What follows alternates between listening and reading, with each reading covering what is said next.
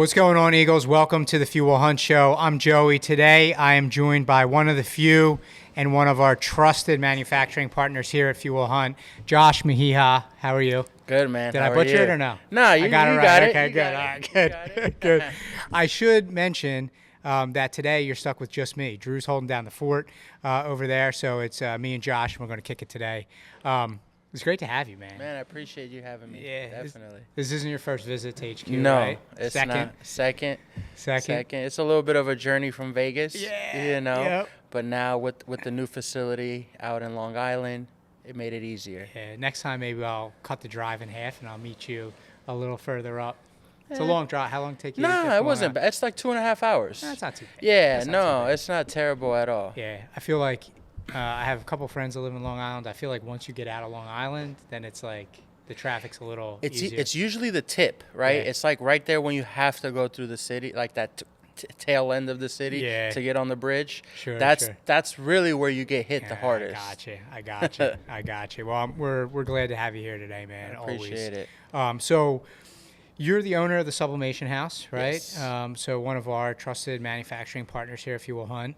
Also, Dad. Yes. Entrepreneur for a long time, not just Subhouse, for like a long time. Yeah. Right? And then you mentioned new facility, so you have a new facility out in Long Island as well. Correct. So not only have you been at it for a while, but you're doing a lot. So yeah. So it doesn't feel like a lot. It does and it doesn't, right? Yeah. You know, my wife and I, we talk about it, and especially with this new facility, she's like, are you sure you want to do this, right? Because obviously it's on the other side of the country. Yep. And, you know, a lot of thought went into it before I pulled the trigger. And the main focus was, is it taking me off the mission? Yep. Right? So as you guys kind of know a little bit, you know, our mission is not only to bring back domestic apparel manufacturing, but provide true value and partnership with brands. Yep. You know, the brand space has been fucked for quite some time, for sure. as you know, you've experienced and plenty of our customers experienced, where they get sold a dream and that's not what they get. Exactly. You know, and so our journey started there as how we got into this space with us being a brand. Yep. So we solved our own need by becoming our own supplier. I do want to get into that a little bit. One of the things that you mentioned, right, that's super interesting. When it came to opening this new facility, a lot of thought, a lot of planning went into it. I feel like entrepreneurship is kind of a double-edged sword, right? Like there's times when that's required. Yeah. And then there's times where it's like, F it, we're going to try this and see how this happens, like how this works out. You know 100%. what I mean? There's like small and big moments like throughout your journey, just like that. And it's experience, really, the only way you know which direction to take, right? Whether it's, let's just fucking jump into it, because I do that all the time too. They'll be like, hey, can you make this? I'll look at it and be like, I've never made that shit before. Yeah, I got you. We'll make it, right? And then there's times where it's like this, and it's like, no, let me take a breath, because this can make or break the boat. Exactly. You know, sink or swim. Exactly. And so it's like, is this aligned? And taking that extra thought process and ensuring that it aligns with the vision, and and it's going to help and not hurt. Now, granted, is there a setback in the beginning? Of course. Yeah. Right? You know, this is a facility that's been operating for quite some time, since 1976. Yeah. You know, and they have a great team and everything in place, but they're also stuck in the 20 years ago, right? There's no online presence, there's no social media, there's no real website, there's no real systems and processes in place. So yeah, is it a few steps back to get them caught up and bring them into this new age, or per se the Subhouse culture, right? Yes, so there's going to be extra work, but once we get over that hump, my estimation, hopefully the next 12 months, then it's going to be a massive impact and asset to our organization. Yeah, for sure. It's crazy how that works, because there's like positives, there's pluses and minuses. You know, the world's positive and negative, but I try not to use the negative word, right? There's pluses and minuses, right? Like a facility that's been operating that long, they know what they're doing, the systems are right, but it sounds like, you know, maybe a little bit behind the times, that, and you have a different culture probably at Subhouse than they have. So you have to kind of install that culture. But 100%. From what I know of you, and this is why, one of the reasons I believe we work so well together is that you're very family oriented, even when it comes to business, like everybody likes to focus on the team aspect of it. Like you're gonna cut it or you're out of here. And for some reason, or in some instances, that's true in business, but really it's community and family driven. That's the way it should be. You know, I believe in the old school, even though I'm still younger myself. Yep. I still believe in the old way of business. You know, people lost sight that business is not about making money. Mm-hmm. You know, if you go back thousands of years, it was trade. I got cows, you got chickens, I'll give you milk, you give me eggs. You got a problem, I got a problem, let's work together to solve our problems. Exactly. Boom, that's what it is. And so when you take it back to that root, which is what we try ourselves to handle as best as possible, is you're coming to me for a problem, and it's my job to create that solution. And if I can create it in-house, beautiful. But if I can't, I refer people out all the time. And you'd be surprised the amount of referrals we get from people that have never done business with us. Yeah. And it's because they've called us, they've emailed us, they texted us, and we told them, hey, we don't do that, but here's this person or here's this company. Yep. Reach out to them. And then someone asked them about something. They're like, and then they bring it back. I got somebody. We've like, that is literally, and it's one of the reasons Fuel Hunt exists. It's literally falling apart. Like that type of fabric, community fabric, is because that's what it is, right? Like when you're in a bonded community with people, whether it's family or people that are like-minded or have the same vision, we want to help each other. Exactly. We want to see each other win. You know what I mean? That's one of the things, like your first visit here to HQ, that's one of the things that stood out to me. I just could feel in your energy that you were a servant, basically. And it kind of, it matches my energy. Like I could see it and feel it from you, that you were here to serve. 100%. You know what I mean? And again, I think that's one of the reasons that we work so well together. Yeah, because it's weird because it's selfless and selfish at the same time. Because funny enough, oddly enough, I get purpose from helping others. Yep. But I'm also helping at the same time, right? Yeah, of course. But I'm being selfish because it makes also me feel good. Yeah. It's about the cycle, though. Like what that's going to create or what that's going to make you do is help more people. So the circle that it's creating is one of value. Yes. You know what I mean? Not one of extraction. You know, one of addition, of value. So yeah, I mean, this is like all the stuff that we talk. Literally, why Fuel Hunt was founded. You were talking about brands earlier, and like, I've got this thing. Like, I will use the word brand because that's what we are. Like, you can talk nuts and bolts. Yeah.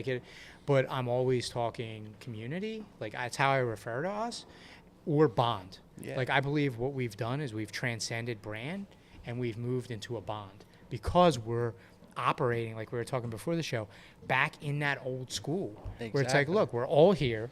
We all got problems. Yeah. Right? Everybody. We got problems, and we're going to help each other solve them. Exactly. So. Exactly. Yeah, that's key. That's key is like community, and taking it back to that foundation is what makes everything better. It's not about me or you, it's about us. Yep. And it's hard, obviously, because you said, everybody has problems, right? Yep. We all know that. Everybody.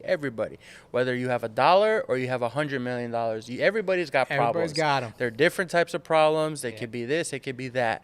And so us trying to be conscious or selfish in the fact that my problems are more important than yours is the problem. Yeah. And it's taking it a step back and being like, all right, you got that, I got this. How do we put it together and fix it?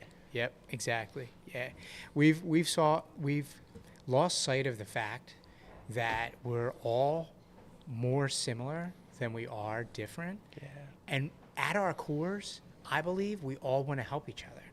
But what we've done is we've let some outside influences come in, convince us that we're not as alike as we are, and convince us that we need other solutions other than each other. You know what I mean? That's an interesting take. I mean, I could understand it to a certain point because don't get me wrong, there still are bad guys out there. Oh yeah, for sure. There really is, a lot of people out there that still know what they're doing and continue to take advantage or continue to, take and not give. Yep.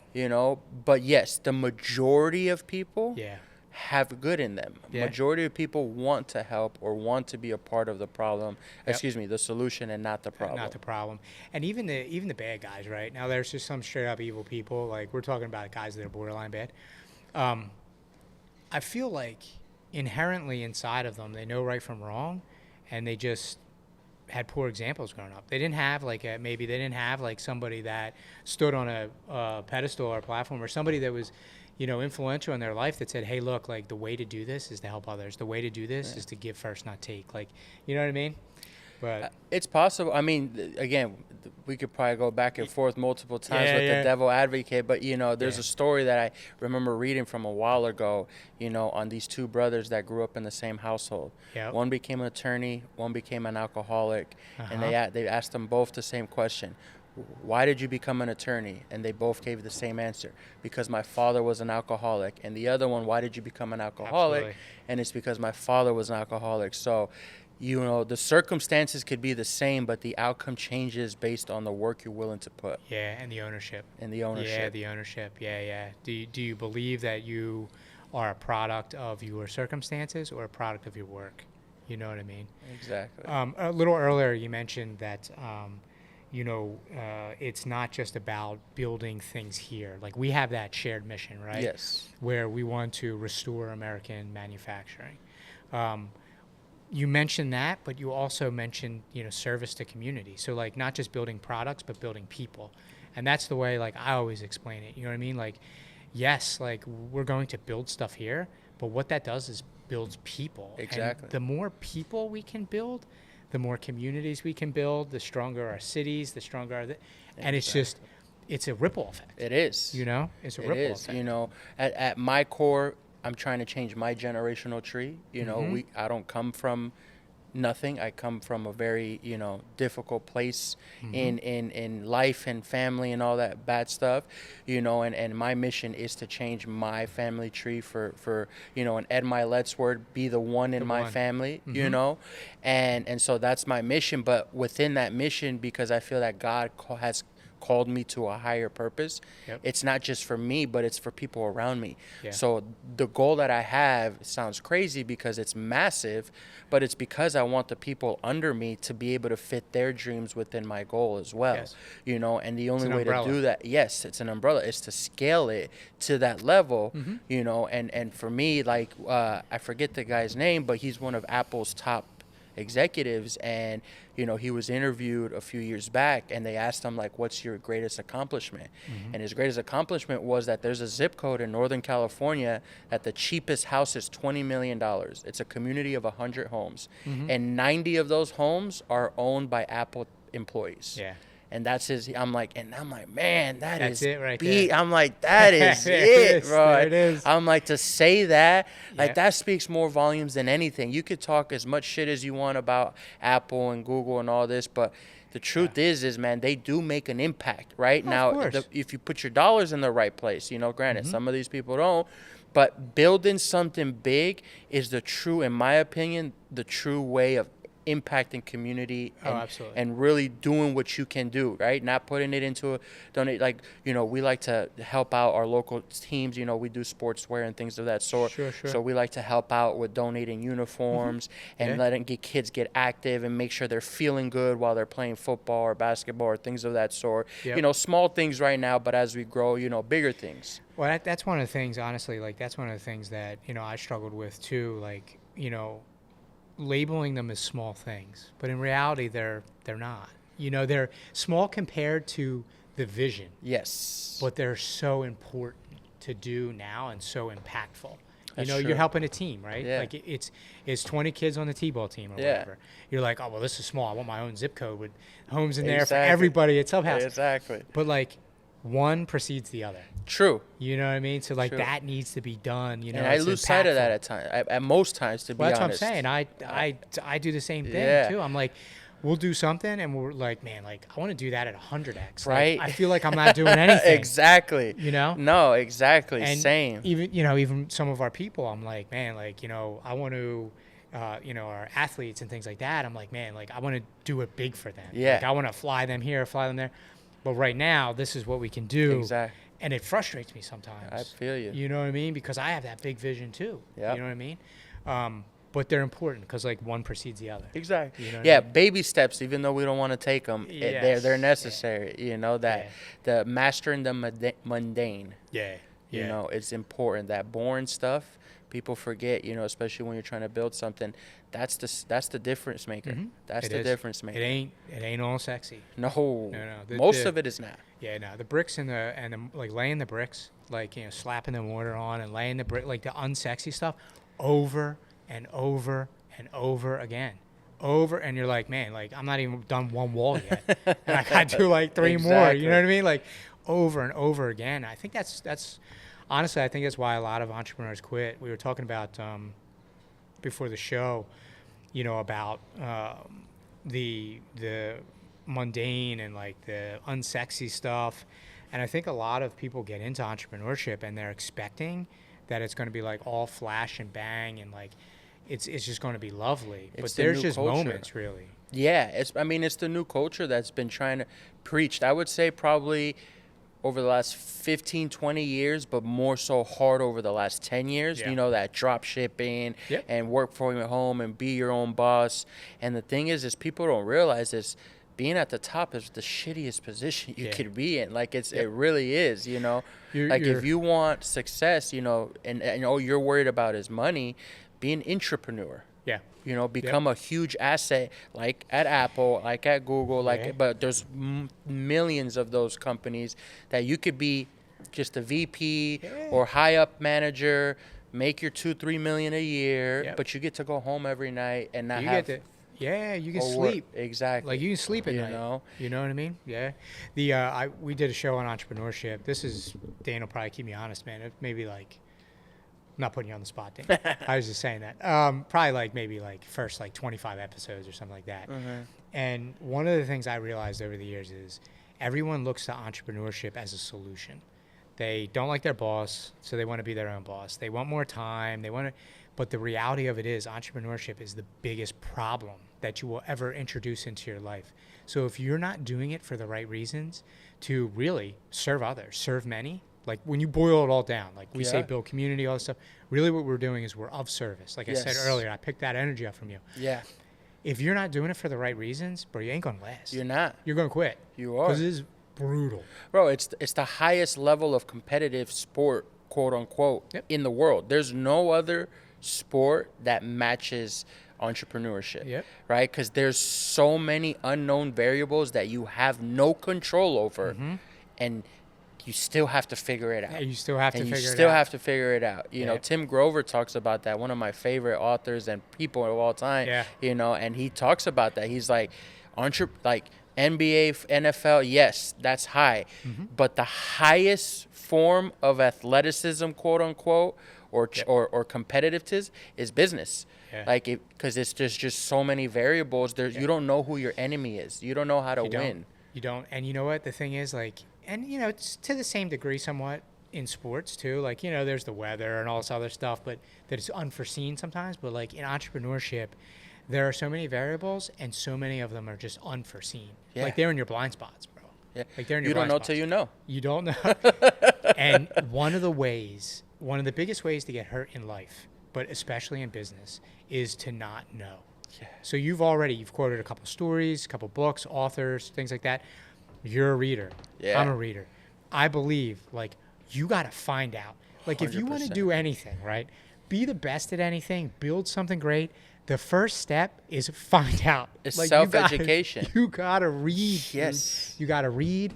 You don't know, you will get hurt. 100%. Like, that's just what it is. And always be learning. Like, you'll never know everything. Never. Yeah. That's the key thing. You know, people sometimes think like, oh, I'll read this book, or I'll watch this podcast, or I'll buy this course, and then I'm good. Like, they look at it like college, right? But this world is not like college. Too dynamic. It's too dynamic. Yeah, it's evolving sometimes by the minute, sometimes by the hour, sometimes by the week, depending on your niche, how aggressive. You know, a great example I like to use is, look at the stock market, right? Yeah.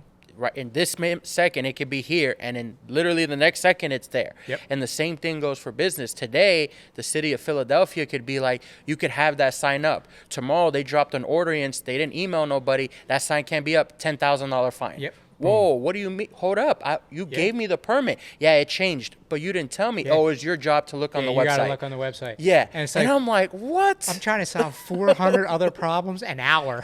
Yes. Like, the city ordinances. Nah. I'm checking that a quarter per quarter. Legit. If that. at all. If that. If yeah. And so it's crazy. It's crazy. But yeah, man, I love what I do. Yeah. You know, I enjoy it. Yes, there's perks like the family. Yep. You know, my kids come to work practically every day. Yep. I get to take my kids, my son mostly, because my wife handles my oldest. Yeah. My oldest, she's 7. She does competitive cheer, Uh-huh. and she's already traveling and all that good stuff. But my son, I get to take him to football practice, his football games. Now he's starting hockey. Yep. You know, and nice. so that's growing up. That was my big thing. I was like, I want to be involved in my kid's life, and thankfully we're blessed enough. We've never had a day of daycare, you know, or anything, and that's, you know, there are the plus. There are the plus like that. Yep. Yeah, that was the other thing that stuck out to me when you visited HQ the first time. You brought your family. Yeah, they were with me. You know, not just your wife, but you brought your kids too. Yeah. And I was like, this is a guy that I'm probably going to get the love. I can tell it like right now because I'm the same way. Like, you know, my girls are off school. They're here with me. Yeah. Like Tim said there's a empty Nordic track box over there with their front cut out of it. Yeah. Tim set that up as a fort for them. Nice. For when they're here, we're like, they'll help Kara like bag and tag and put like stickers on, you know, bags, size stickers on bags and stuff. Like, I want them here with me. I want to spend time with them. Yeah. Like, I want that freedom of, you know, what I call relationship, but, you know, family. I don't know if you know, but I was in tech previously before Fuel Hunt. No. So I was building software and stuff like that. And I was doing really well, man. Nice. But like when 2020 came around and my second daughter was 1, I was home. You know what I mean? So I was home with my daughter at 1, Cecilia, my youngest, and like seeing all the things I missed when my oldest was 1. Yeah. Because our kids were in daycare at 2 months. You know what I mean? My wife's an attorney. You know, I was a tech executive. 2 months old, they were in there. And I started realizing, I'm like, fuck, man, like I miss so much. And like, this isn't what I want. Yeah. So like, honestly, now I'm willing to bleed every day to make sure that I can be there with them and they can come here with me. And I wanted something different. Yeah. You know, and that was a big driver for Fuel Hunt was already going at that point. Yeah. But it was a big driver for me walking away from my previous life and just like literally walking into the fire. I was going to say into uncertainty. Oh, a ton, dude. In a time where the world was very uncertain. You know what I mean? Like everything was That's uncertain mad respect too, man, because once you have a family, it makes it 100 times harder to do that. You know, me, I've been an entrepreneur my entire life, literally since I was a kid. But even as an adult, like I've always been on my own. So my family started while I was building. You know, so I say it's easier like that, right? Yep. Because again, once you have that family and you have to leave that stability of a job to jump into uncertainty, bro, it is, especially as a father. Yes. I mean, no shade to the mom. Obviously, the mother still has her part. But as a father, you're the protector. I got to take care of my girls. I got to take care of my family, you know. And so not knowing whether or not you can, like, Daddy, I want that toy. Or, Daddy, I want to go to this concert. Or I want to buy those shoes. And it's like, fuck, I can't right now. Yeah. Or not knowing if I will be able to, you know, and that uncertainty to leave certainty to go into, that's a whole nother level, you know? They've been the hardest moments. And I've tried to, because like another thing a lot of people don't know is like in the beginning, again, people look to entrepreneurship for a solution. Yes. What they don't realize is the average entrepreneur earns far less than an entrepreneur or even like a consultant or something. Oh, everybody. Far less. Far less. So like, you know, making that move, you hit me in my feels, man. Like making that move from like, you can have whatever you want to like, hey, for a couple years now, the best thing you're going to get is my time. If you're lucky. Yeah. If you're lucky, you know. And thankfully in this day and age, technology has allowed you to advance quicker than it was before, right? For sure. But there's still a time, like, because people even think it's money, and it's not. Because you could be on day one, and I can give you $100 million, and I promise you, you'll lose every single penny of it.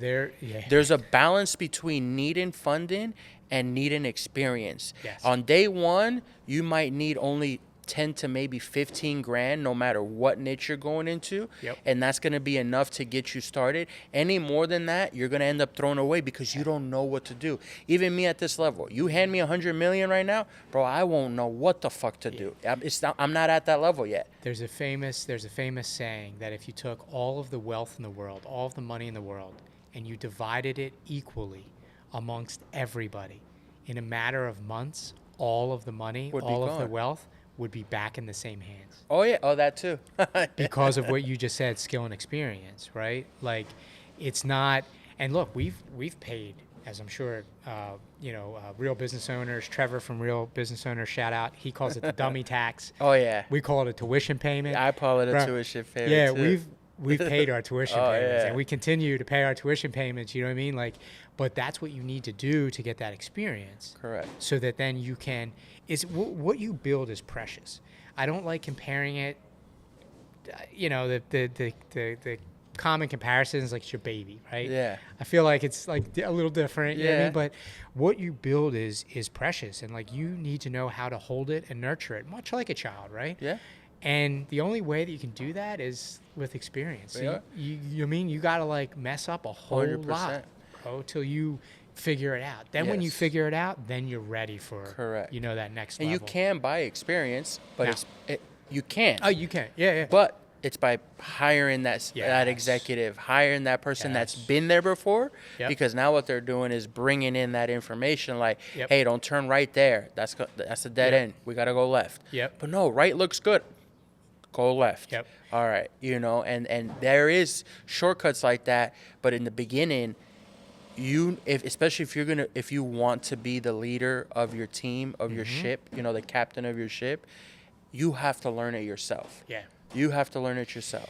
Yeah, the whole coaching mentor space, like, it's crazy now. Like everybody's some kind of coach, everybody's some kind of mentor, and it's unfortunate because it's kind of like bastardized that space because there is so much power in having the right person as a mentor in your corner. 100%. And we have that with Bedros. Yeah. And even with him, like he's showed us lessons and he's spoken lessons into us, but he's smart enough to know that we got to learn some damn lessons, and he has so much of what he's given us has been instrumental in us getting to where we are, but he has never stolen our problems.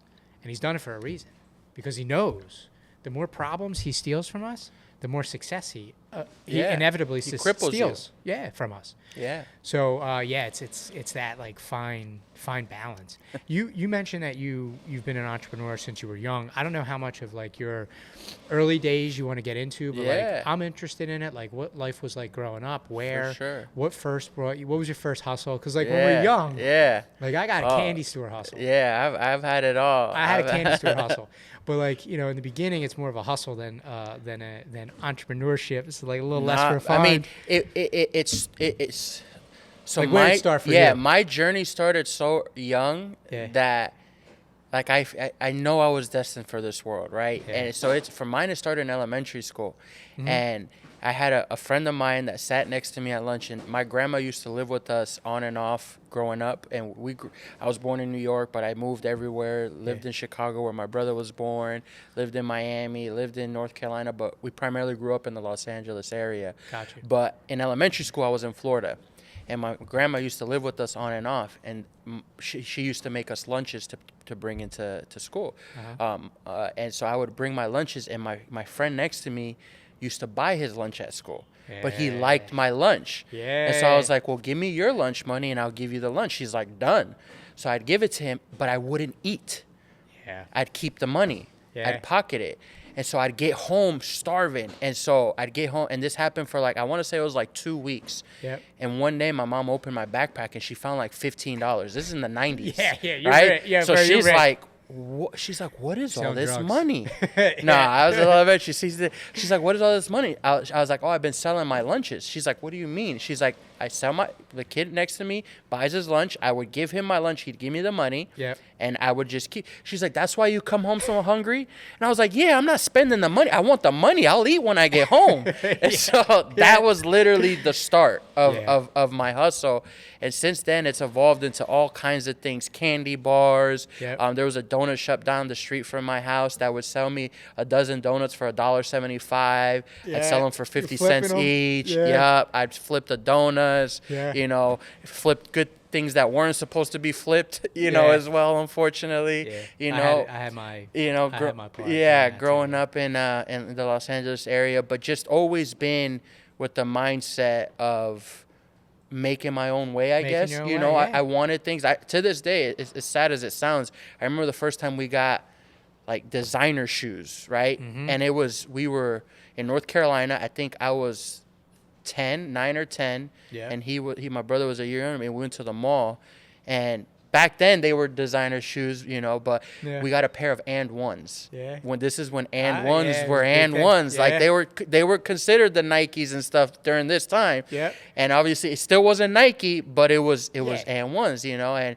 that was the first time, and I was like, bro, I need more of this in my life. Yeah. I was like, this is what I want. Like we ditched the Payless, and we got these and ones, and I was like, yeah, buddy, what's up? And I love that feeling. Yeah, the Payless shoes, man. Like, dude, they're uncomfortable. They smelled after a while, bro. Like, I had a Payless product too, man. Like, Yeah, man, we had those Shacks, man. We had the, and so that feeling was kind of ingrained in me. Like, I was like, man, I want more of that. And if I can't get it from my home, I'm going to get it myself. I'm going to figure out how to make it myself. I mean, what you're describing is really like ownership. Like, you're just like, hey, look, like, this is what I got now, and I want different, and I realize I'm the vehicle that gets between those two places.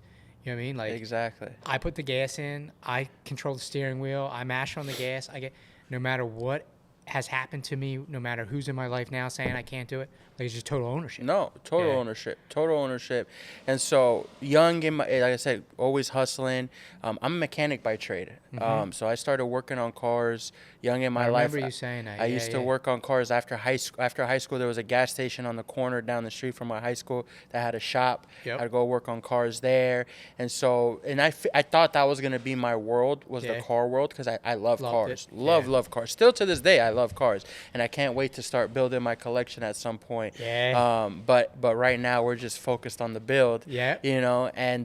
But I love cars, and so my first business. Before, like, you're passing over something that's really important, man. And it's delayed gratification. Oh, 100%. Like, as an entrepreneur, it's one of those things that, bro, like, you have to be able to delay gratification. If you listen, I don't think Hormozy was the original source of it, and I've meant to dig deep to find who it was, but he's said it recently that people that build great things, especially great things that impact others, they have three things in common. The first one is they can delay gratification. The second one is they think they can do much more than the average person could. And then the third one is they think that they can do much less than the average person could. So they actually have like a piece of them that thinks they're better than others, and a piece of them that thinks that they're much worse than others, much less than others. That's funny. And they can delay gratification. And as I've looked around at people, I see that. I see that, like, people in my circle now that are high achievers that I aspire to be. I see that in them. I see that they can delay gratification. They love cars, but they're driving a hoopty right now. It ain't a hoopty, but it ain't the one I want. It ain't the one you want. They think that they're better. Like, they have a special gift that other people don't have.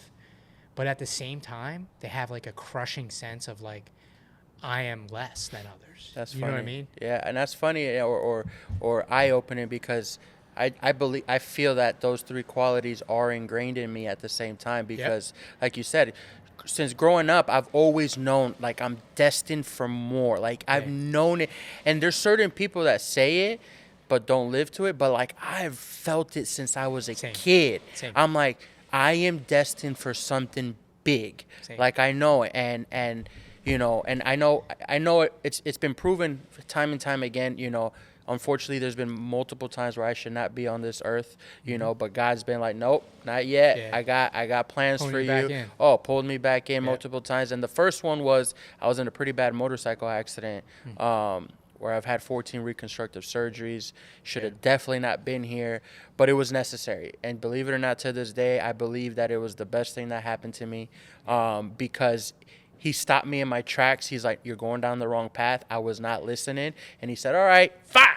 Yep. And he smacked me. He's like, all right, here you go. God sends signs. They're always there, right? If you have the level of awareness and you're listening, you will see them and you will correct course. Correct. Right? Sometimes, man. You know what I mean? And I'm hard-headed like that sometimes, especially when I was younger. You probably were too.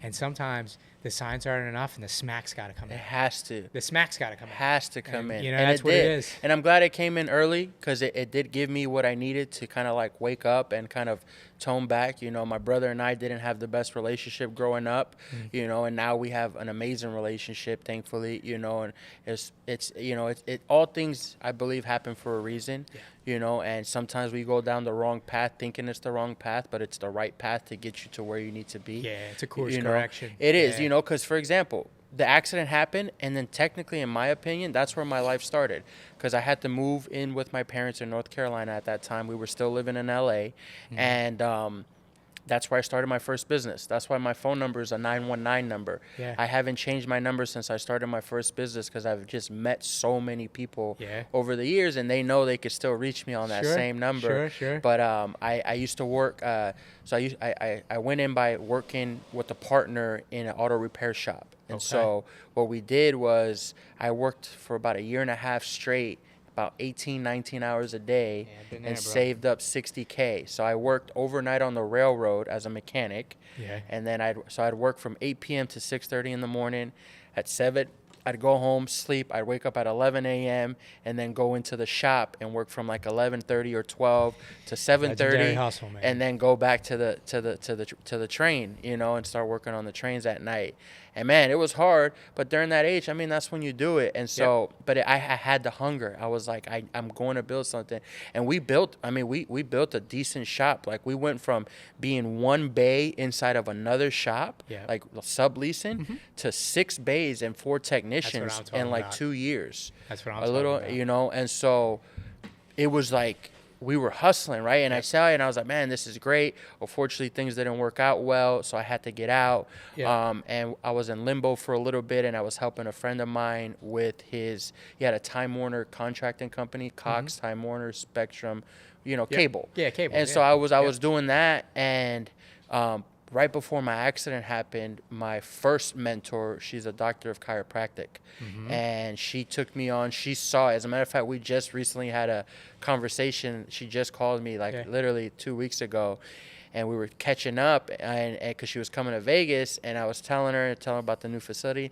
She's like, man, I knew you were going to do something big this in the second, because she was pretty much one of the first people to see it in me. Because she sent me out to this chiropractic business school, paid like $30,000 for me to go through all this training and all this stuff. And 2 weeks later is when my accident happened. And I was 4 months in the hospital and all that. And it was just like, I felt so bad. And she was like, don't worry about it. That says something about her too. She viewed me like another son. She viewed me like her son. An average person with just average qualities would say, I can't believe you did that to me, Josh. Yeah. You know, I just did this for you, and then you went and think. And she was like, nah, don't worry about it. She saw what was inside of you, man. Yeah. So she hit me up when I was during that limbo between the shop, and she's like, hey, how far is Charleston, South Carolina from you? I'm like, it's like a 3-hour drive. Yeah. She's like, can you meet me there in June? I'm going down for a convention. I need your help with something. I'm like, yeah, of course, I'm there. What do you? So she's like, I was like, what do you need? She's like, just meet me there. I was like, got it. I'll be there. So June, I drove down there, and it was a medical convention. And then day 1, we did 60,000 in sales, and I'm like, is this shit legal? Like, what are we like? Whoa, what are we doing here? What's She's like, this is what I got going on. And I'm like, so we went to dinner last. Tell me more. Yeah, so we went to dinner last night. She told me about it, right? So it's in the DME space, durable medical equipment, where we were producing orthopedic braces that we sell to these distributors. And so stupid money. And she's like, I know the product, but you know me, I don't know business, I don't know sales. I need you to come in and handle my shit. I'll keep creating, you handle operations and sales, and let's do it. And I'm like, done. Yeah. Let's do it. So we started growing that, and we were killing it to this day. The largest single PO I've ever closed was through that company. Nice. To Cardinal Health. And so we kept doing that, boom, boom, boom. You know what's interesting, man? Like, as I see through your journey, and again, it's something that lines up with me. I see you as a visionary. Yeah. But you're also an operator. Yes. And that's kind of like how I roll too. Now, I'm most effective in the visionary spot. Same. But I can operate. Same. Now, when I'm operating, my visionary stuff gets in the way sometimes. Yes. But like, I can do both. And throughout my career, even prior to Fuel Hunt, like, I was doing the same thing. I was kind of like switching back and forth, visionary operator. It's interesting to kind of hear that from you too. You know what I mean? Because right now I would see, like, at the sub house, definitely you're in that visionary role. Like, you're not behind the sewing machines. No. You probably could be. Yeah. Oh, I know how to use every piece of equipment. Yeah, you could be, but you're in that visionary role now. Well, like here, when you're talking about this company, it was like, okay, well, I'm going to switch back to the operator role. Your friend, she was in that visionary spot. I'm going to create, I'm going to do, you're going to make it happen. We're going to do this. Yeah. Interesting, man. Very interesting. And that's how I got to Vegas. So in 2014, between January and April, I flew to Vegas 9 times from North Carolina. Yeah. Because all these medical conventions and shit, and all, they're there. I mean, there's a convention there every day. As a matter of fact, I just learned there was a pizza convention in there last night. No, I'm dead serious. It's literally for pizza shops, mom and pop pizza shops, on the latest doughs and the latest ovens and the latest bricks. And I'm like, convention for everything. There's a convention for everything, and they all come to Vegas, right? Yeah, that's the spot. So I told my brother and my mom one day, I'm like, look, guys, I'm moving to Vegas. What's up? You guys want to come? They said, fuck it. Let's do it. Yeah. And so we packed up, drove to Vegas, and settled down. Now, granted, we had I said we grew up in L.A. We had a cousin in Vegas that we used to visit back and forth when we grew up in L.A. So we knew a little bit, but we've always been there like for a weekend or two or something, like nothing crazy. But still, it was like new territory, right? Straight cross country. We were like, we'll do it. And so that's how I got to Vegas. Vegas, still with the medical, and, things weren't going. I've always been a minority at that point throughout my whole entrepreneur career. I was always the minority, lower percentage, lower things, but higher execution. Yep. And I was like, you know what? It's time for me to kind of figure out my shit. Like I wanna be the leader, right? Yep. And so things were working out. So I said, you know what? I'm gonna step away from this, and I'm gonna do my own thing. And so I started my first solo business, which was Vape Society Distro. Okay. Which was we were a vape distribution company where we made handmade premium coils. This was obviously in the wild west days of vape, and it was no regulation. And we were killing it. Yeah. We were killing it. I mean, we were traveling up and down. We were having fun. It was my brother. We had my best friend from high school there that moved out from Cali to live with us. My cousin that was out there. We were having fun and making money, and it was awesome. It was freaking great. And then 2016 came, and Big Tobacco was not happy because in 2015 the reports came out, and the vape industry had taken $54 billion from Big Tobacco.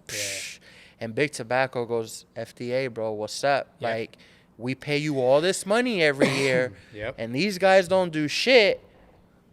Go bust some balls. Like, what's up? And so they came out with these outlandish regulations that took place in August of 2016. Yep.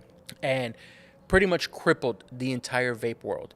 At that point, it was all mom and pop. All the vape world was mom and pop. Usually it was, whether it was stores or the brands, it was all families. Yep. And most of it, again, wild, wild west. Nobody knew business. Nobody knew this. Everybody was spending money. So when they came in, now it's like you need attorneys. You need science reports. You need this. You need that. You need to submit paperwork to FDA. We had the know-how, thankfully, from the medical side on my end on how to do it. And we submitted. As a matter of fact, our licenses just expired. I think it was like maybe 2-3 years ago. They just expired because you had to pay like $25,000 per license. And if you had like multiple products, you're talking about tens of thousands of dollars that a lot of, so it just chokes everybody out. Our business in like 5 seconds. It was like crazy, and we were scrambling. I was like, oh shit.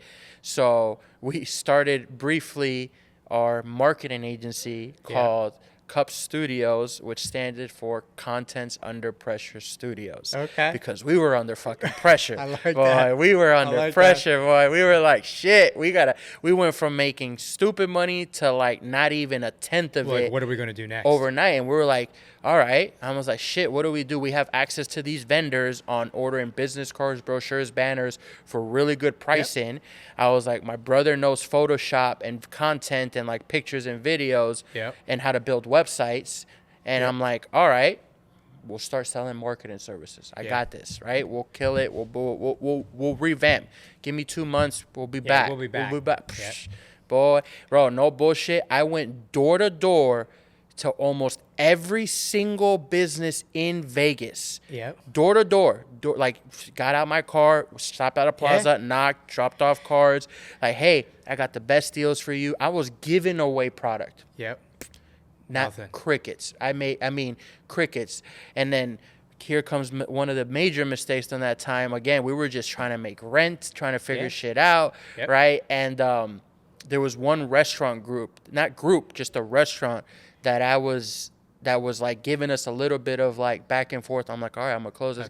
They wanted menus, but they wanted these nice, unique menus that nobody had and everything. And so I started hitting up suppliers, finding suppliers. I found a supplier that does the menus for like the restaurants on the strip. And I went to go visit him, and it was crazy. To this day, I mean, it was like $1,000 a menu, and they needed 200 menus, and I'm like, $1,000 a menu I'm like, what are we doing? And this wholesale, right? And I'm like, dude, I can't sell $1,000 menu with the 200. I'm like, you're tripping. I'm like, this is crazy. I'm like, nah. So, because everything was either the fold-up paper or the laminated. So I came up with this stupid, crazy idea. Right? I'm like, dude, look, they were a marisco spot, right? So like a seafood. I was like, look, I'm going to get you these menus. We're going to make them custom size, right? The custom paper, custom size. We're going to create a custom bamboo spiral bound. So it's not going to be normal, right? They were like, bro, this is great. I'll take it. Right? Bro, I undersold the fuck out of this job, bro. I'll talk about, I was like, oh yeah, I figured this out. This is going to take fucking, bro, I had myself, my wife, who was my girlfriend at the time, in the kitchen. I got sick. Like, how do we make a bamboo binder, bro? Man? it was wild. We had to hand freaking lace these shits, bro. It was. I think I sold the job for like $3,000 because our rent was like, bro, we had to. Our rent was like $1,700 or $2,000, and we needed to pay it. And so I was like, you know what, $3,000 for 200 menus. That job should have easily been 15. I was going to say, man, how'd you turn out that many menus? Bro, we did it. We did the work, bro. We did the work, bro. I ordered in like 20 laminators from Amazon. I ordered in these sheets and these special cutters. I went from Joann Fabrics and Hobby Lobby because the other part was I couldn't figure out a way to custom make the holes for this special paper because it was either for 8.5 by 11 or 11 by 17. There was no. Dude, this is a full craft project, bro. Full on custom. They probably still have the menus because they were. Did they love the menus? Oh, bro, they loved them. They loved them, which was great. But bro, it was crazy. So Contents Under Pressure did not work. It did not work, bro. We learned some things. Well, we learned some things. We learned some things. It was great.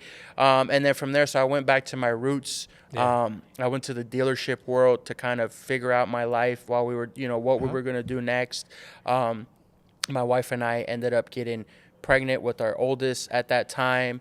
And so she's like, you got to like we got to do something. I'm like, yeah, fuck. Time to figure it out. It's time to I was like, all right, let me go get a job while I figure out my next move. Like, I don't know what it's going to be. And unfortunately, during that time, family crisis came into play with my mother-in-law, and they had a children's clothing brand. It's been around since 2008. And the business was like in limbo. At that time, it was doing decent. It was doing like 600, 700,000 a year, but we couldn't, like, she was completely out of the picture, kind of like she couldn't handle it. And my wife called me one day and she's like, babe, you got to come take over.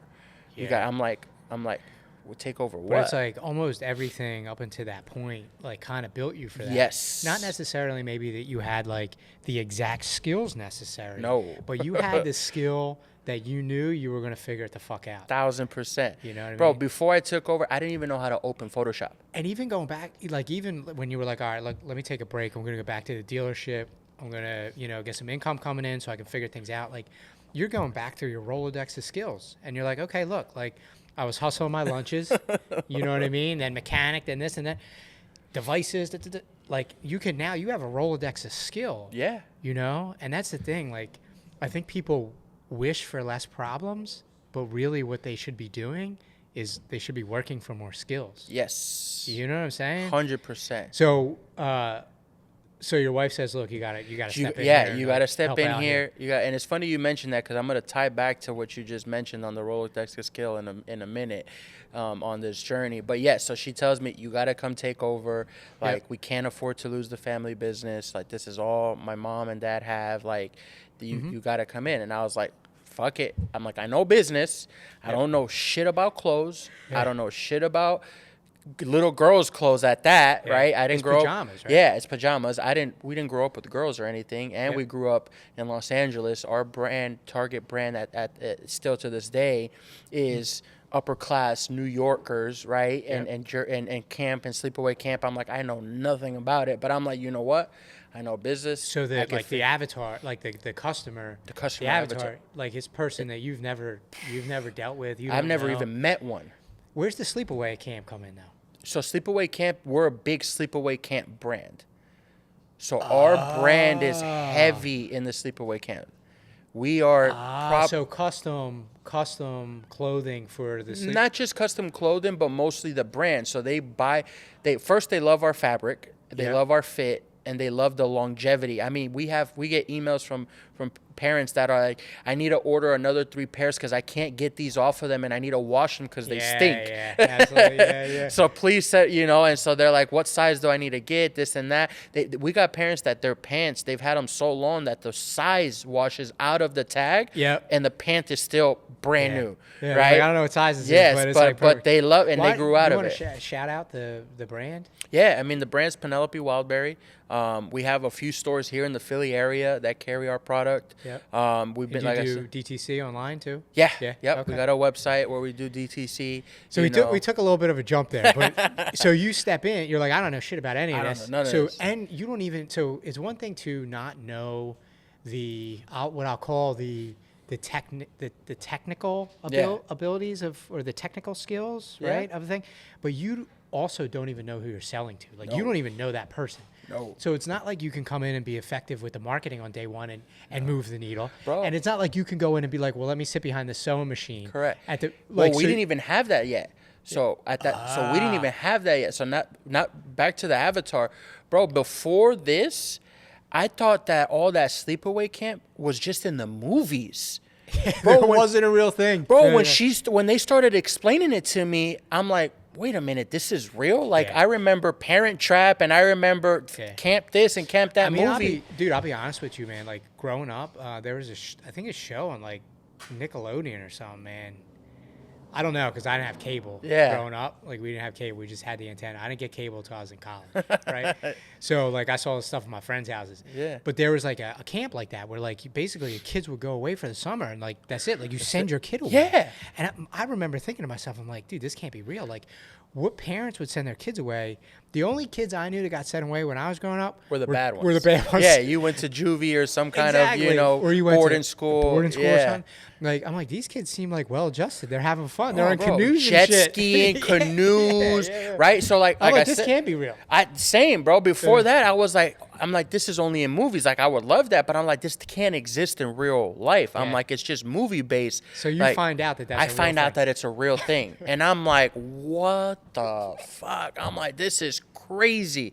And I'm learning this and I'm learning that. I'm learning, bro, some of these camps for tuition for 6 weeks is massive. 14 grand. Yeah, massive. That's not including the clothes, the bunks, the nothing. That's more than the Like, tuition for my entire elementary school career. I'm like, what is going on, right? So I'm like, yes, so I know nothing. Okay. I know nothing, right? But the second I get in here, I find and I see our biggest gap, our biggest hole, our biggest ship sinker is our production, right? So where is that? So at that time, the production was outsourced. all outsourced. Pretty much. Not Pretty much. domestic. Well, a few domestic partners, Okay. but most of the fabrics and stuff from overseas Gotcha. and stuff, and so it was So like mixed bag. Yeah, mixed bag. Some of the printing we would do in house, some of it we wouldn't. So what was why was production an issue? Was it unreliable turns? Unreliable turns, unreliable fabric, unreliable timelines as far and timeline. quality and times. Our stores wanted the product and we couldn't get it to them. Yeah. Like it was sometimes 6-8 weeks to get them an order. And at this time we're not doing crazy volume either. Yep. Excuse me, which is also why it was part of the problem is we couldn't find it. And my last straw was we got a shipment of fabric in that was $30,000 and it was cut upside down. And they go, order again, we'll give you a discount. I'm like, order again and you'll give me a discount. Fix this one. Fix this one. Yeah. No, I said, fuck this. I'm figuring it out. Was that offshore? Yes. Okay. Yeah. Yes. It's wild out it's there. wild. It's wild. I mean, wild. The community knows that, like, when we first started Fuel Hunt, we're new to this, right? Yeah. When we first started Fuel Hunt, we weren't 100% American made, right? So we were doing some stuff overseas. Yeah. We stayed out of China, pretty much. Yeah. But we were in the Middle East, you know what I mean? And I will never forget, like, our first couple forays into making product in the Middle East. Bro, it was wild. Yeah, man. It was wild. I don't know what I really expected, but like, I had to download WhatsApp. Fine, like we're WhatsApp, so I download WhatsApp and whatever, and like I get on like video chat on the WhatsApp with this dude over there, and I'm like, what is going on here? I'm like, something ain't right. Freaking. I'm like, something ain't right. Like, I'm about to wire this dude like $5,000. Right, which is like, and it looks like he's in a cave. A massive amount of money for us at that point, right? And I'm like, this ain't right. Like, there's like shit all over the place. Like, it's not cleanly. Like, this dude does not look like he knows what he's doing. I'm like, something's wrong here. Like, dude, it's the Wild West. And then, like, as we got deeper into it, we always wanted to be American made for, reasons that our community knows, right? In the beginning, we did what we had to do to cut our teeth. Yeah. You know what I mean? But what it made, like, I started to quickly realize that, like, the money we were spending had ripple effects over there, and I didn't like the ripple effects from what I was seeing, right? Yep. Then I started to go deeper into it, and me, like, one thing about me is I'm super curious. Yeah. Like, that's, like, one of my superpowers, like, curiosity.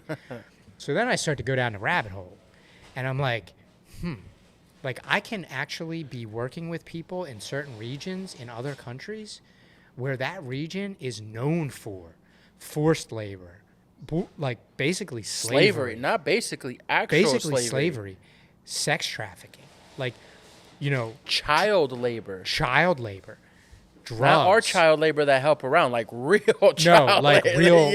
Like real. And I started going down there, and I was down that rabbit hole, and I was like, this has to stop. And that's when we started making like a plan to get back to the States. You know what I mean? Because I was like, this cannot be, man. Yeah. This cannot be. So I understand. So when you're telling me $30,000 comes in, it's cut wrong, and they're like, oh, order again and we'll give you a discount. I get it. We've been there. Unfortunately, most brands understand it. And, I was told that can't be done. You can't do it. I'm like, bro, bullshit. I'll figure this shit out. Now, don't get me wrong. At that time, I did not know I was building a factory. I was just solving our problem. I was just yeah. literally trying to get our clothes to our stores, yep. right? That's it. Like, I didn't know I was building this factory. I didn't have a vision of bringing back apparel manufacturing stateside, none of that. Yep. And so that started late 2018, early 2019, and we started and I looked up and I'm like, wow, like, look at this equipment. We were still tiny as shit at that time, but still, I was like, we got this equipment. How did that happen? Like, you know, you say, okay, look, we need to take more control of this. Yeah. Not just the experience, but the quality. And that was a big thing for us too, right? Yep. So it was the ripple effect that we were having in the world, like that impact, right? Because Drew and I swore to ourselves, we were like, look, if we're going to start this business, we're going to make sure this business aligns with the impact that we want to have on the world, right? So there was that. We had to take control of that. But then we were taking control of the quality and then the experience our community members would have, right? So where did that shift happen? Were you like, you looked around for vendors and you were just like, look, I'm just buy a sewing machine? Yeah, no. So it started, so in Vegas to begin with, it's not a huge apparel zone, right? Yep. There's really not much. Like, you're not far from it though. Yeah, like LA. I mean, it's still 4 hours. Well, that's you know, but there's you got your print shops, your screen print, your embroidery, shit like that, your vinyl, cut and sew, right? But cut and sew and sublimation doesn't really exist, right? Especially sublimation. So I'm like, I was trying to work things with LA, with the transit, the shipping, the this, and then minimums, right? Yeah. At this time, so we had. I guess problem / not problem is one of the popularity of our product is that we come up with crazy designs and we have a wide catalog. So every 3 months we drop a new catalog, and it's usually 20 to 30 brand new designs and they're all hand drawn, crazy graphics, this fun, wild, Penelope Wildberry, wild, you know, all over seamless prints. Yes, all over seamless prints. But the thing is we didn't know what would sell, so we were always a made-to-order brand type deal. Yeah. So it's not like we can go in there and order 50 pieces of each style, each design, because now we're bringing in $100,000 worth of merchandise that we don't even know if it's gonna sell. Yeah. Yeah. So the problem we would run into with suppliers and vendors we were trying to find is they always required a high minimum of one design or one size. And it was just like, bro, it's not possible. Like, I could take the orders and I'll give it to you, but sometimes that style is going to have 10 pieces or that design is going to have 50 pieces. Or, hey, if this design really hits, you'll get 300 pieces of that style, but I still need these other 15 of this other one. And they'll be like, we'll do that, but we won't do this, right? So I'm like, all right, fuck it. And man, to be honest, I can't give you the exact details because it all happens so fast. And the only thing I can tell you is God is on my side, really, like really. It all happened so fast and all the pieces started to fall in line so quickly that it was, like I said, it's almost meant to be that this was my niche, right? Well, backtracking a little bit, my wife and I's first date that we went on was I told her 2 big things, right? I told her, 1, I want 3 kids, which we have our 3 kids on our first date, and 2, that I'm gonna build a massive empire. And she's like, okay, and what? And I was like, I don't know, but I'm gonna build it. She's like, all right. She thought it was gonna be cars, and I thought it might have been cars too, but when this happened, bro, I fell in love with this industry so quick, and it kind of connected all of my attributes and beings kind of into one. That when I looked up and I saw what I built factory wise, I'm like, this is it.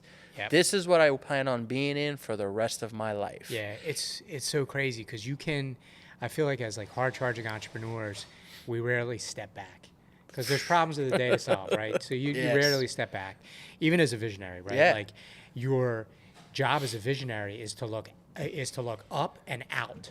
Right? Not down and in. No. But like even as a visionary, you're not looking back. No. Right?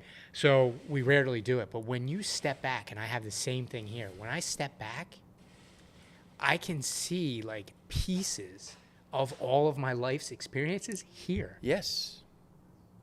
And that's wild. It's wild. It is so how wild.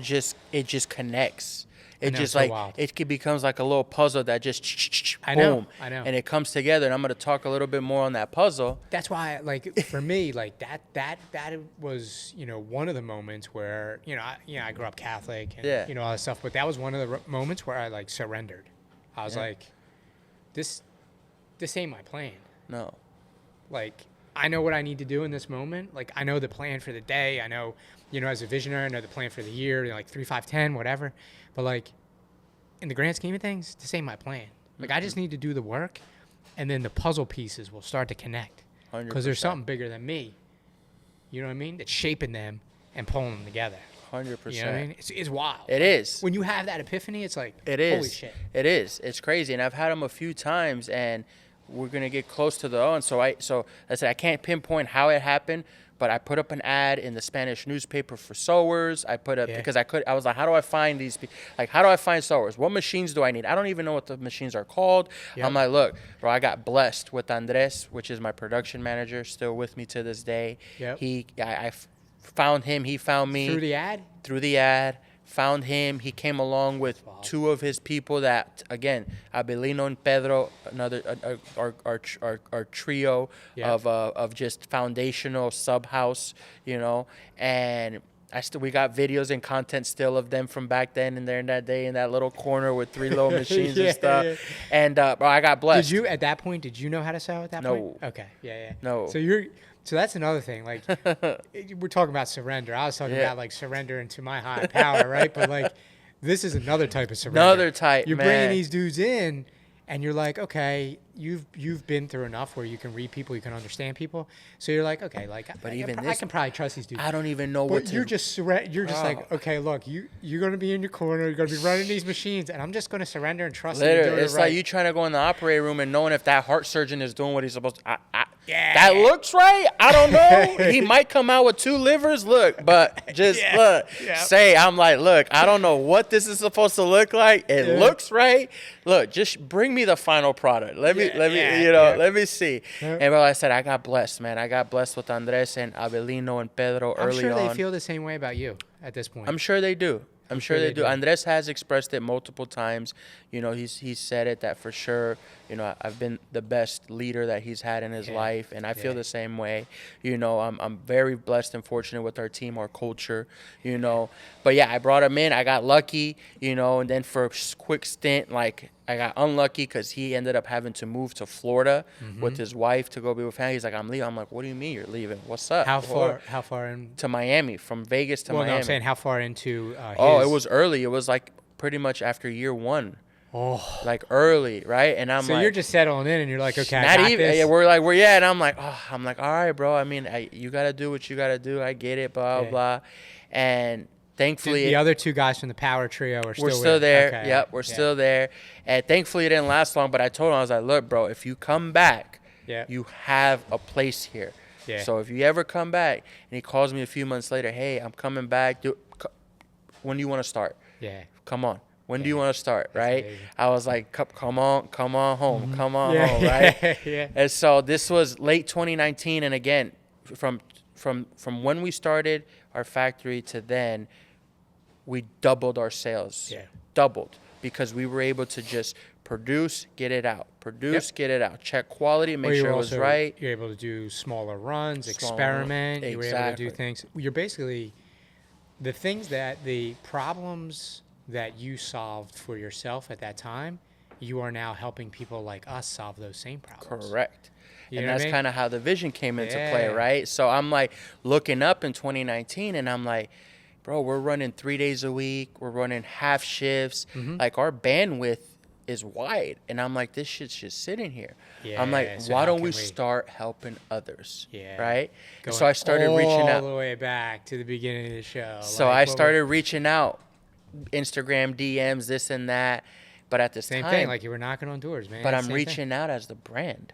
Yeah. So it's Penelope. So people are like, wait a minute, are you a factory? Because I'd get traction. They'd be like, oh yes, you're domestic, and you, yes. Oh, let me look you. We don't need pajamas. Yeah, bro. they're like, you're a little girl's brand. What do you mean? I'm like, well, technically we're both. Yeah. And they're like, and so it kind of turned them off. Yep. And then finally one day it clicked on me. I'm so like, here you're going through the Rolodex of skill, and you go back to the cups days, dude. Yes. Content's under pressure. And I'm like, ah. it clicks. I'm like, I gotta separate the two. Yeah. Right. And so that's where the Sublimation House was born. I got you. Late 2019, early 2020, Sublimation House was born. And I'm like, I gotta separate the two because this is the only way I could reach out as a factory and not as a brand. Yep. Right. And so I started reaching out late 2019, early 2020. Yeah. Pandemic hits. Yeah. Right. Oh, yeah. And I'm like, fuck. Yep. I'm like literally crying. So at that time, besides the brand, we also ran a pretty successful trade show in New York 3 times a year. Because we for the children's space, so we for retail buyers. So not only just our brand, but we'd have Steve Madden, Flowers by Zoe, all the major kids brands. But we ran the trade show. So we put on the trade show. It was called the NYC Kids Show. That's smart, man. Yeah, that's very smart. So because there used to be a show. So your mother-in-law was doing that previously before you stepped? Oh, okay. So this was new. This was new. This was always new. This was all new. She had an idea of it. She's the one that, because there used to be a trade show, but they took it away. And so the stores and the buyers had a need to find all these brands together to go over their collections.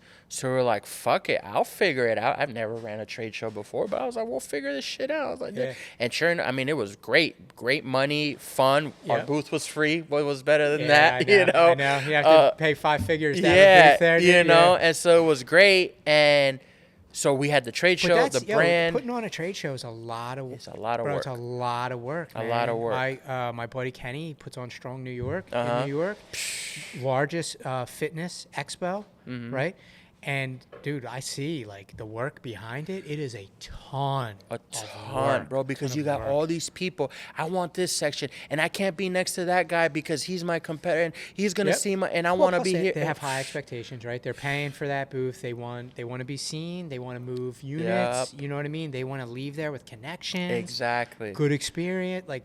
It's a lot. I have so much, and Kenny's is coming up soon. I go every year, and I have so much respect. I have a ton of respect for him, but after every event, I have so much more respect for him because he has a team, like, and everything that helps him out with it, and they do a great job. But I have so much more respect for him because I'm like, man, you biting off something real big to chew, man. Doing this, man. Every year. It is. So that's cool. It is. So we were doing those, and so. COVID hits, right? Beginning of COVID, we got hit early because most of our stores are up here, right? And COVID started super early up here, right? Yep. And so we had just had our January trade show, right? Which is January and April trade shows. Those are like our 2 biggest of the year, right? And so January had just happened, so we had POs left and right. We were gearing up for like the best year ever. I think we had already beat our Q1 sales goals in the first 30 days. I was like, we're killing. I'm like, this is awesome. And COVID hits. POs getting canceled left and right. Trade shows. All right, we're canceling the trade show. Hotel doesn't want to give us our money back that we put deposits. Everybody's freaking. Everybody. Vendors are like, we need our refund. I'm like, bro, they're holding the money. Chargebacks. I'm just like, bro, the hole's digging. I'm like, we were losing work. I ended up having to lay everybody off except for Andres. I had to lay everybody off. We were still a very small team at that time. I think we were like 6 or 7. But it killed me to my soul. And here comes the culmination of the skills. Right. So a friend of mine in town has another factory. He focuses strictly on sportswear for teams and stuff like that. And he came up with a mask pattern. Right. And he's like, come through. I was like, all right, we came in. He's like, here's this. He's like, this is a mask pattern. This is coming in hot. Go figure it out. I'm like, mask? I'm like, what do you mean, bro? He's like, I was like, why would people want to? PPE. I was like, people are gonna buy cloth mask? He's like, just take it, run with it, blah, blah. I'm like, all right, bro. I'm like, because I'm like dead. I'm like, bro, I'm like stressing the fuck out. I'm like, what are we doing? And so, sure enough, took it back. Me and Andres working it together, trying to figure out how to sew these things, how to cut these things. And I'm like, all right. And then we start seeing little by little the mask thing. And this is, keep in mind, this is February still. Yeah, it's so early. Still very early. Still very early. And we start seeing it. I'm like, okay. So I hit up my best friend. At that time, he wasn't my best friend, but he's now become my best friend. His name is DC. Yeah. And I hit him up, and he's in the dealer world, car world. And I'm like, bro, I got this thing. We're going to fucking figure this shit out, but I need your network. He knew he had a deep network. Yep. And I'm like, I can make it. I need your network. I'll run the ads. I could do the social and the ads and the thing. I was like, I need your help to come like push this shit out. Like we need content, we need pictures, we need this. He's like, fuck it, I'm there. So he came down, and bro, we went to town. Yeah. We made and shipped over 2 million masks in that era. Oh my gosh, that's crazy. Bro, we made masks for JB Hunt, the FBI, freaking the Port of Los Angeles, every mom and pop. Bro, we were making masks by the time that April mandate hit, where it was like mandatory, you know? Yeah. We were already full up and running. We had everything down, and we were the only ones that can turn them quick enough. I'm talking about people were, I need 30,000. I need 10,000. I need 5,000. So so you bring everybody back, bro? I brought everybody back and then some, bro. We had a little 3,000 square foot warehouse. 40 people working out of. Wow, bro. I was running almost 24/7. Listen, bro, dude. It not only saved our life and business, but it gave us the foundation of what Subhouse is today. With the equipment we were able to buy, cash. With the people we were able to bring in, the connections we made, because you're talking about JB Hunt, the FBI hitting us up, bro. They would have never even looked at us had there been, but nobody in that time, nobody of their regular supply chain could fulfill. They couldn't fulfill because everybody was doing it in China, and that shit was shut down. And so we got in. Granted, it sucks because I didn't believe in the mask things at that time. I never wore one, you know, and it's just, but it did save our business. It did. I mean, and what irony there. So I was going to touch on that because like I was the same way, right? Like, so I didn't wear them, I didn't believe in it. What irony. Yes. You know, such irony. Man. When you talk about, like, first of all, when you talk about turning an obstacle into an opportunity, like, there it is, right? Because you're basically on your last legs. Literally. And you come back from the dead, right? Bro. And then it sets you up for, you know, your future, you know what I mean? And you're really,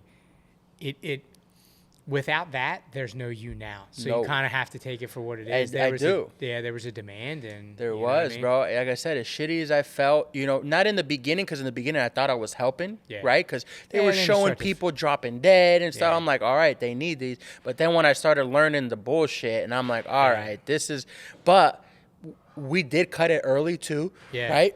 We stopped producing it earlier than most people did, just because by the time things started to little by little normalize, I was like, all right, this is it. We're not doing this, and we still had people hit us up. Hey, I ordered mastering. I was like, we don't do it no more. They're like, why? I'm like, we don't do that. I was like, we don't do it anymore. I was like, we did it, but again, it was that necessity, and yes. It was beyond the necessity at a certain point, but we were feeding, bro. Every restaurant I bought food for everybody almost every day. And every dollar I spent was with mom and pop on the left, mom and pop on the right, mom and pop here. because you know the restaurants lost all their freaking... Philly got gutted. Gutted. Now, not every city almost. Restaurants, like... generally retail, yes, but Philly restaurants got gutted. It was devastating. Devastating. We're literally just rebounding now. Yeah, if that. Gutted. Bro, there's businesses from people that I know that their family had been around since 1940s. That didn't make it through COVID. I'm like, they made it through the war. They made it through the fucking collapse. They made it through 7 recessions. But COVID took them out. I know, man. Because that dead stop of traffic, of people being out in the streets, bro, that halts anything. You know what I'm saying? Like, it just, it's hard, you know? And so I did my best to put every dollar back into the community as much as I could. Respect that, man. You know what I'm saying? Off early. I respect that. Cut it. It did. So that was the culminating event. That basically like solidified that infrastructure, brought everybody back to work, like everything. Yeah. Wild, dude. Yeah, wild. And that was the start of kind of Subhouse. And then we started our real journey, 2021. Yep. And here come the lessons again. Yeah. Right? Because at that time, all we produced really were pajamas, right? We didn't make shirts. We didn't make shorts. We didn't make pants. So we didn't make jackets. You weren't sublimating. Were you sublimating that? We were sublimating, but we weren't making the wide catalog that we have now, right? We only niched down on our pants, our accessories, and that was it. Yeah. But our product was very niche. Yep. So now here comes learning, developing new patterns, learning how to sew them, learning new machines that we needed, new equipment, new this, new that. Plus, like, you're sublimating, it's very different than screen printing. Yes. Like, extremely different. You know what I mean? So, like, that's its own special skill and process. It is. A lot of people tell me, man, you're crazy for starting in there, because most people start with either screen print or embroidery. Right? Because that's the low-hanging fruit. And I started on the opposite spectrum. Now I'm doing the screen print and embroidery, and I'm like, this is cake. It is its own beast, don't get me wrong. Yeah, of course. But it's not sublimation. It's not cut and sew sublimation. No. I mean, that's how we started working together. Like, that's how we found you. Like, we were looking for, domestic, American-made manufacturing that we could trust and partner with, and we were crawling and like, dude, bro, we couldn't find anybody. It's hard. We found a couple people, and the quality just wasn't there. Well, a couple other things too. They just weren't there. Just didn't feel like the right fit. But shout out to your cups experience and your and your brand name. Yes. And your Google work. And my Google work. Because I went to Drew one day and I was like, look, I know there's someone in Philly that's sublimating. I spoke to him a little while ago. I just can't remember the name. Yeah. And Drew was like, sublimation, sublimation, blah, blah. And there you were. There I was. Right? Popped so right we were up. like, what's this? Okay. You know what I mean? So then, that's how we I remember, because he's like, are you in Philly? I'm like, no, I'm in Vegas. He's like, I Googled sublimation in Philly. Why'd you pop up? I'm like, bro, I target everywhere. Yeah. I'm like, look, we shit. We shit. Look, I got you. Don't worry. And so he's like, all right. So, we started chopping it up. And same like you, same like others, that story and our history is what makes us thankfully successful in this space, because we understand your side. Right? We're not just a factory. We're not just a supplier. And we truly are your partner and extension, because we are here on the other side with you. So we understand the pains. We understand the struggles. We'll see things and call them out ahead of time. Be like, that might not look right, or that might not. I get where you're going. And we'll tell you, hey, at the end of the day, it is your decision as the brand, but we help guide you, because not only because it's the right thing to do, but at the end of the day, back to that selfless, unselfish, is your success is my success. Yeah, of course, man. So the more you grow and the more you put out, the more I grow. And so if I know that's not going to sell, I'm going to be like, bro, don't put it out, because then you're not going to come back, or you're not going to be able to sell it and re-up. So I'm going to be like, hey. Or even generally with the patterns, you're like, it's a little too big, it's a little too small. Like, you know what I mean? Like, you understand. Exactly. You get it. You do not, talking about building products and building people here, like, you do not get that when you put the message in the bottle and take it overseas. No. You just don't get that. No. You know what I mean? There's a complete lack of community. You know what I mean? When you do that, and worse off, the dollars that you're spending, who knows what they're going to? Exactly. You know what I mean? Destroying environment, destroying people, destroying lives. Like, not interested in that. It's not.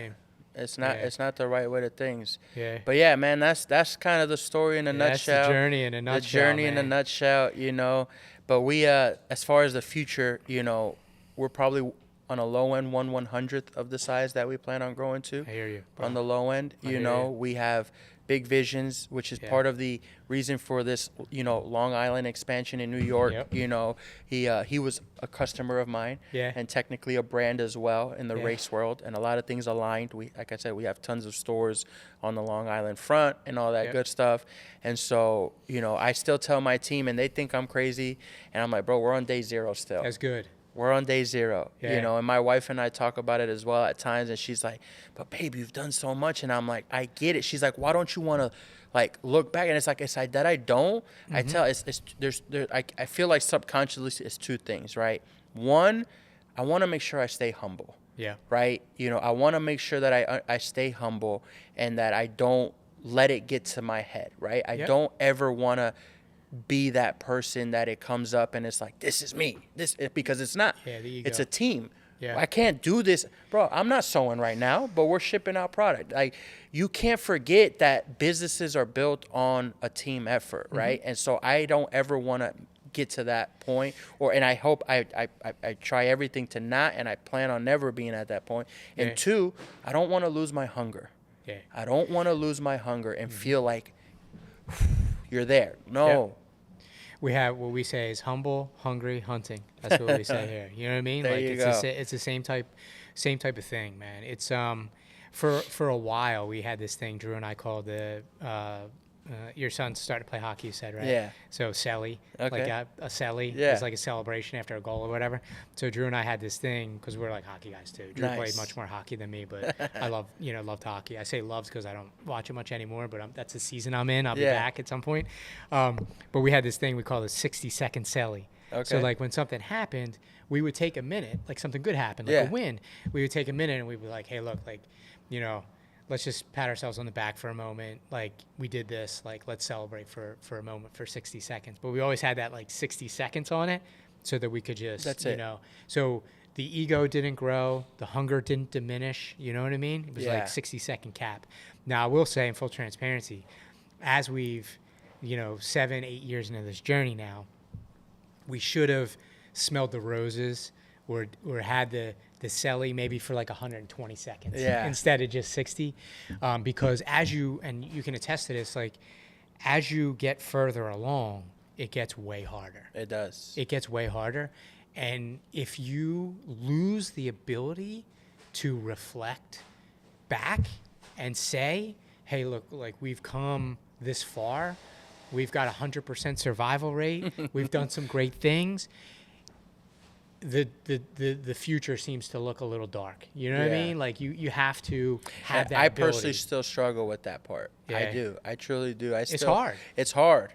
It's hard. It's hard. I personally still struggle with taking that step back and just like looking, because I just, the mountain is so big and I feel like I'm still at the base, right? Yeah. So I'm just like, there's no time. Like I'm in the thick of it. So like, I'll let me get halfway and then maybe I could step back, But you're right. There's times where my brother tells me this too, where it's like, bro, take a sec, bro. Step back, take a sec. Look at where you're at now. Look at where you came from. And then get back to sage-wise advice, man. Sage-wise, and like we run on EOS. I don't know if you know about EOS, Entrepreneurial Operating System. It's like a framework for running your business. Gino Wickman, Traction, shout out. He created it. But during one of our quarterlies, like Brianna and Bedros and Drew had like a sit down with me. And they were like, bro, you gotta smell the roses. And like we had to write what we were going to like be better at like that year. And like they didn't let me choose anything else than smell the roses. Because like I will literally, man, I will get so target focused, like I will leave destruction behind me. Like that's how target focused I get. Yeah. Like I will just scorch earth behind me. And they're like, look, you gotta smell the roses a little bit. You know what I mean? So I've been working on that. And if you ask Drew and Brianna and Bedros, they will tell you that, I'm doing all right. All right. I still got ways to go. I gotta take a couple of those lessons out of your book, man. Because I'm it's still hard. I'm still in the say, it is. Plus, like you gotta rewind time. I know we're talking about not looking back, but like for a second, like think back, like from the lunch days, right? You've been solving problems. You've been looking forward and you've been solving problems. Whatever's come to you, you found a way over it, under it, around it, through it. Like, that's how you're wired. That's how 100%. I'm wired. That's how Drew's wired. So, like, it's just not in our nature. No. You know, they talk about, oh, you know, do something for 7 days straight and it becomes a habit. All right, try doing something 27 years straight. What is it then? Exactly. Yeah. And if my habit is looking up, out, solving problems, moving forward, like, how hard is it for me to look back and... It's hard. Yeah, it's difficult, man. It's difficult. Hard. Yeah, I feel like all entrepreneurs struggle with that. But Drew has helped me. What I've realized is it's the practice of, for me at least, it's the practice of faith and gratitude. And those are the two things that I was shorting sometimes on my journey. Okay. So that's what I've been trying to dial back into. And it's been a help, man. It's been a help. You know, but I got that. I'm the same as you, man. Like, you know, I wasn't selling my lunch, but I was selling candy. Yeah. We had a candy shop, like elementary school. We had a Vogue's candy store around the corner from St. Cecilia's. Old school candy shop. Yeah. Like, I don't know if you ever been in some of those like old school candy shops in the city, but you'd walk in, it was a small place, and it was like a jeweler. Yeah. There was counters running around the place, but it was glass, and she had the candy in there. Yeah. And you just, you know, she had little push pins in the thing with the price, and you would just go around, and it was like, you know, 5 cent, 10 cent candy, whatever, penny candy. So I used to walk to school. Like, my parents had me walking to school mad early, dude. I was like 8 years old. I was walking like 9/10 of a mile to school. And I was up early. They had me out of the house early too, right? So, because they had to get to work. Yeah. You know, my parents had to get to work. So I had time to go to the candy shop before the bell. Before school. Before the bell, yeah. So I would go. And of course, they didn't know I was going. I had my quarter. I'd pick up everything. I'd come in. Mrs. Vogt would give me like a little brown bag. I'd come in, I had my candy. And then my friends were kind of like, yo, like, you're going before school? I'm like, yeah. And they're like, they'd break me off like a dime. Hell yeah. So I'd be like, okay, cool. Like, I'm going to take 2 pennies out of that dime. I'll get 8 pieces. I'm going to get 2 bazookas for me. And that's kind of like where it started for me, where I learned to like provide, like be of service. Yeah. Like provide a service and you can actually get paid for it. Correct. You can solve their problem. That's the reward. Help them out. And then actually you can earn. Yep. So I was like, this makes sense to me. 100%. So, like, you're talking about the wiring of you selling the lunch, me hustling the candy, and now you're decades of that shit. Like, it's hard to say, okay, well, now today I'm just going to, like, do something different and look back at everything. And journal or some shit. And I'm just like, I can't. Like, I track my days by my power list, right, that I follow on my tasks that I got to execute. Yep. But I don't, like, go back and, like, review it or anything like that as I should. You know, in certain areas I should. But I'm just, like, I'm just focused on attacking. Yes, of course. Yeah, we have, which I don't know if you know, but we have a product here that I built called Daily Attack Plan. Okay. Right? So it's basically a power list. Okay. It's a power list with a vision board and gratitude built into it. Oh. Right? So it's a app. So that's kind of like our version of the power list. Nice. So that's what we do. We do like the attack your day thing. It's the needle movers and all that. It needs a little bit of a facelift right now. We're working on that. I'm using my Notes app, so I'm sure it's better than that. yeah. But Notes app gets it done, dude. Notes app gets it done. Yeah. But yeah, I think that's a testament to something we can underscore for, you know, our community listening is like, we don't have it all figured out. Like there's stuff that we should be doing more on a daily basis that we're still learning and growing. Yeah, man. Yeah. If you always be learning. Yeah. Always be learning, no matter what. Just always, whether it's a hobby that you're trying to master, whether it's a skill for work, you know, always be learning is the key to being productive in life. Oh, absolutely. Absolutely, yeah. Forever student. Now that I practice jiu-jitsu, I say white belt mentality, like forever a white belt, you know what I mean? But that's what I was saying earlier. Like, I really do believe that, like, God instilled curiosity into me for a reason. Like, that's my superpower. Because I will just, when I'm faced with problems, I'm more curious about how I could solve them than being, for lack of a better word, crippled by them. Yeah. You know what I'm saying? So, mentally, you know, by them. So 100%. Yeah, man. What else?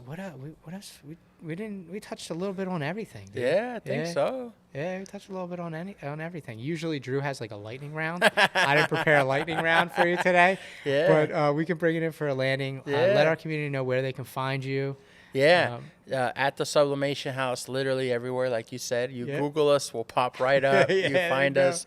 You know, I don't really post much on my personal socials, so at the Sub House is where you'll see us. You'll see content of myself, the team, the products we put out, the quality. Feel free to reach out, ask any questions. We're here to help educate, and then if we have the right solution for you, we'll pair you with that. But if not, we have a community that we could refer you to. Excellent, man. Excellent. I loved having you here. You said that you're at like 1/100th, right, of where you want to be. On the low end. On the low end. I kind of feel like, especially after today and spending some more time with you, that like our working relationship, you know, our partnership is kind of like on that low end too, at like 1/100th of what it's going to be. So I'm excited to see what like the next 10 years brings. Oh yeah, me too. I mean? I'm excited to see it. Me too. All right, brother. I'm going to leave the few with a reminder. Always choose hard work over handouts. Always choose effort over entitlement. Remember, no one owns you. No one owes you. You're one of the few. Now let's home.